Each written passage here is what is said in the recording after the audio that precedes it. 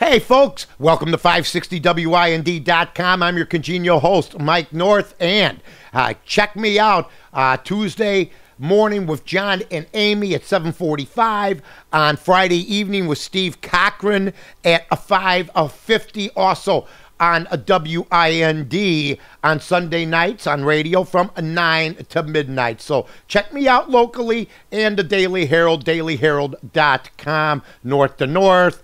.com. I mean, I got a million of them, okay? Hey, let's talk first, if we can, about a serious problem. Rahm Emanuel's got to understand, you cannot let trucks park 200 feet away from established restaurants. I don't care if the restaurant's been there for 1 year, if the restaurant's been there for 15 years. I don't care if the restaurant's a hot dog stand. I don't care if the restaurant is a steak joint, okay? I don't care if the restaurant is a Portillo's or Gibson's, okay? They're all there. They all took a chance by coming and taking that storefront and trying to build something. People forget these places were on other places that never made it.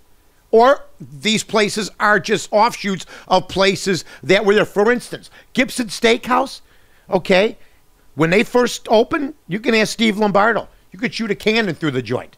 Okay, Tavern on Rush, that place there, I mean, it was a couple places, and it didn't make it like it's making it now. So wherever there's a Portillo's or any other independent hot dog stand, you know what? What was there before them? It certainly wasn't anything as good as Portillo's. So what I'm saying is, Rahm Emanuel, this ain't Wilmette.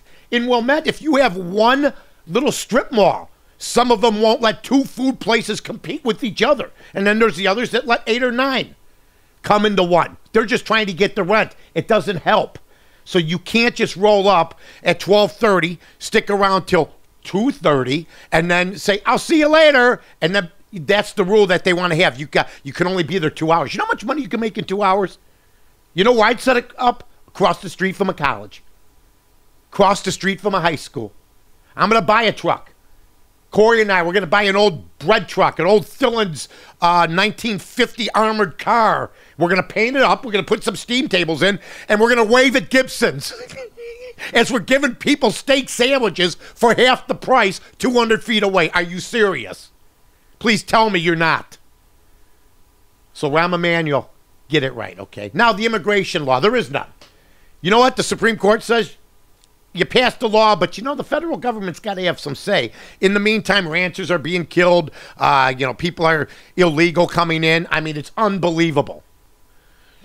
Nobody does anything about anything when it comes to immigration. President Obama could have done something when he had the House, when they had the Senate. I mean, they had the whole ball of wax. Didn't do anything. What was more important, immigration or health care?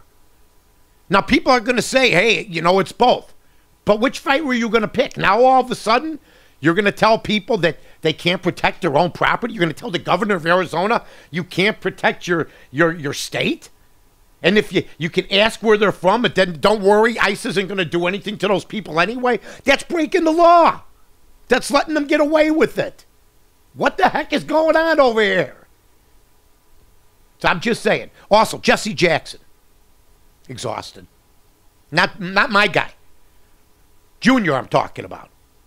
Junior's tired. Wait. Who works harder, his old man or him? Let's be honest about it. I've been with Senior. Senior works like a dog.